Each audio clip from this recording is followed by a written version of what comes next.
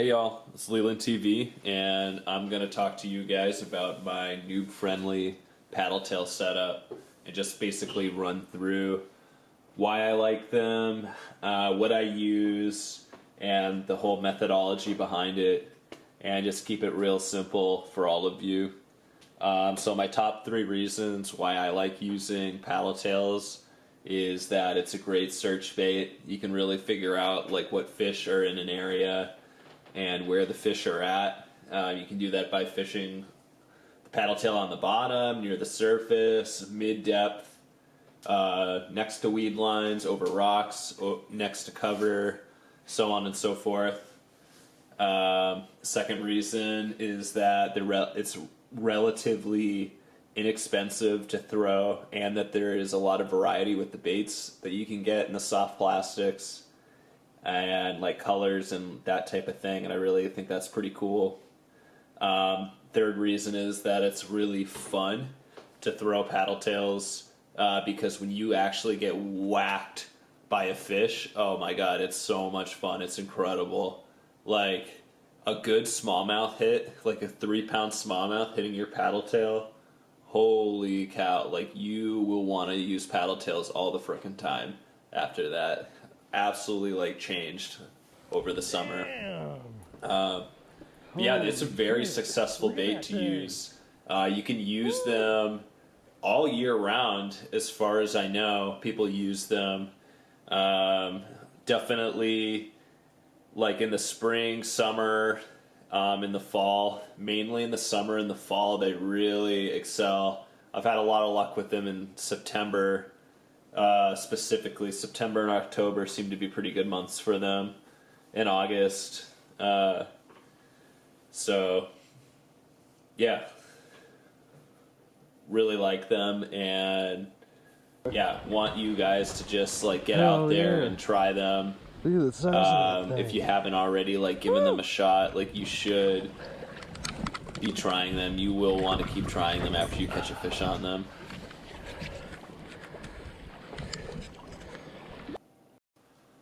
Okay, so moving on, I'm just going to get right into my setup here. For rods, I like using this Ugly Stick carbon 7-foot 3-inch medium, extra fast, because I feel like I get longer casts with it being a 7-foot 3-inch rod instead of like a 7-foot or like a 6.5 foot rod. Like I get these bombing casts with it using a 1/4 ounce jig head. I also get like this really great like sensitivity on the tip with it, and I also have more control around like weed lines and stuff, especially like if I'm like kind of in like a tight quartered area. I can like maneuver the rod in a way that I'm like right on the edge of a weed line, so I'm not going to get snagged. Sounds maybe like a little hard to describe, but think about it like you're reeling it in, and the further you reach out, you don't come in contact with the weeds. So, yeah, that's how I like to do it, and it works. And it like, don't worry about it if you're like in a kayak. For like the beginning of the summer, I was like, oh, maybe like a 7-foot 3-inch rod is going to be too large, it's going to be too big of a rod to, successfully like net and land fish and everything, and had no problems at all. It really doesn't even matter on a kayak, like probably how big of a fishing pole you use. Like, yeah, it might be a little bit tougher, but just like anything, you get used to it. Like you will get the hang of it, so don't worry about that.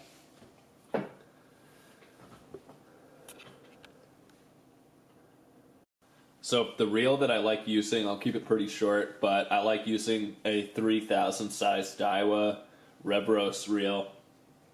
And it has the best drag of any reel I've ever owned, and it's an absolute pleasure to use.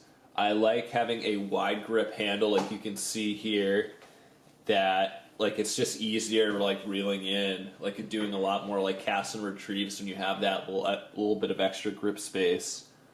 And having a bigger spool helps with like getting bomber casts, like just launching them out there. Instead of like using a 2,500 reel or going smaller than that. I definitely think a 3,000 is the way to go for a paddle tail setup. And just anything with good drag, because when you're going to be like fighting that fish, it matters to have like good drag for the finesse setups.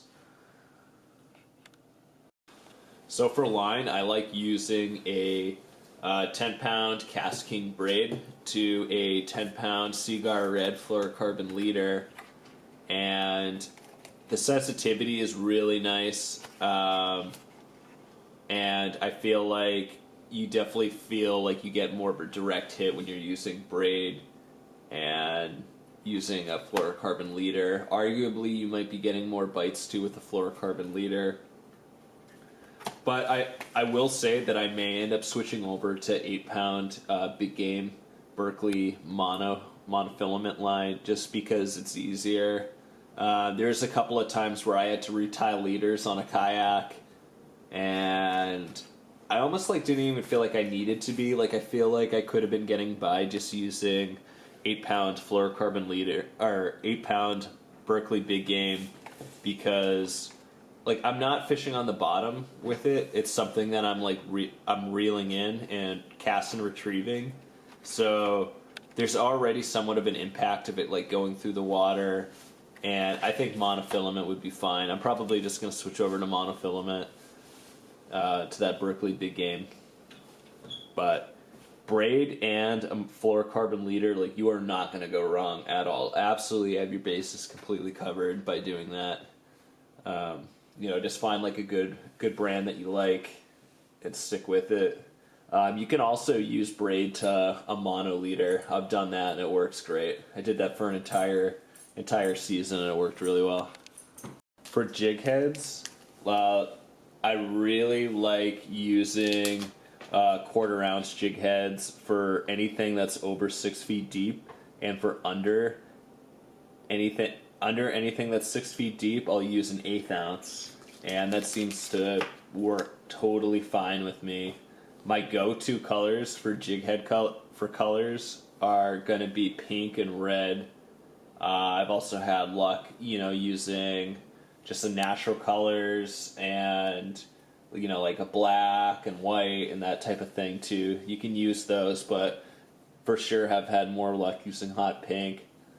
Something to note too with jig heads and that kind of thing is that it's like these are kind of like a sacrificial thing.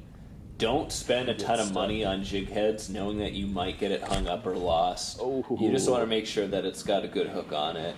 There it goes. Anything with a strong hook, like it doesn't necessarily have to be a BMC, doesn't necessarily have to be like a really well-known, name. You just want to make sure it has a good hook on it. So,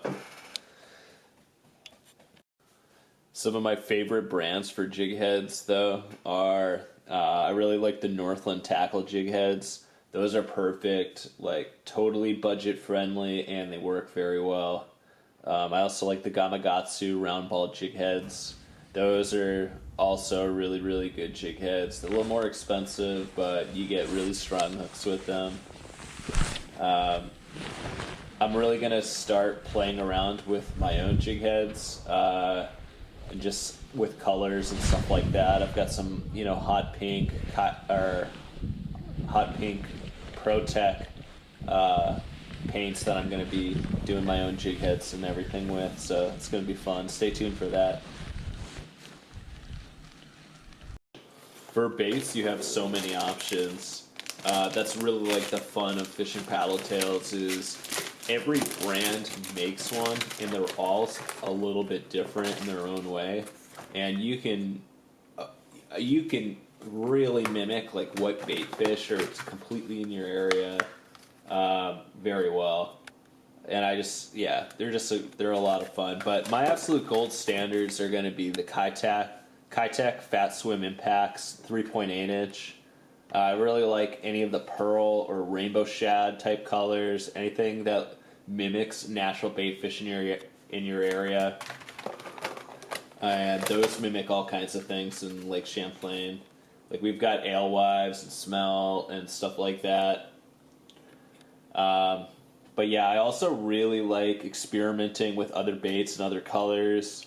The reaction innovation skinny dippers work very, very well for smallmouth bass. I've had a lot of luck with those. I've made another video in the past about those. You can probably go check that out.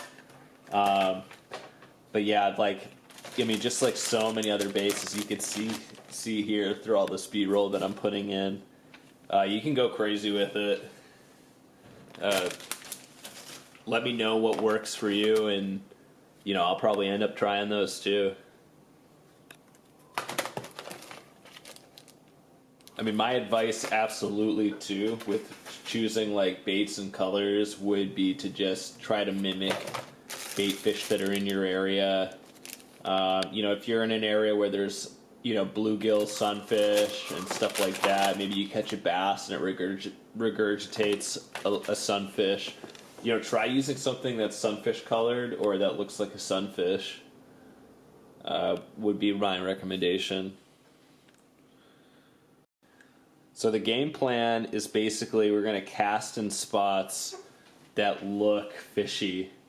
And I know that sounds very simple, almost too simple, but you want to just like find areas of cover and weed lines, weed edges, you know, next to the bank lines, stuff like that end up working really well. Well, like let's say you're on a river and you see somewhat of like a bank that's like cut off, and you know underneath that it's going to be like 4 or 5 feet deep just from the way that the water's hitting it. You want to just cast like completely parallel to that bank and reel in without hitting that bank, because there's going to be fish hiding out on that.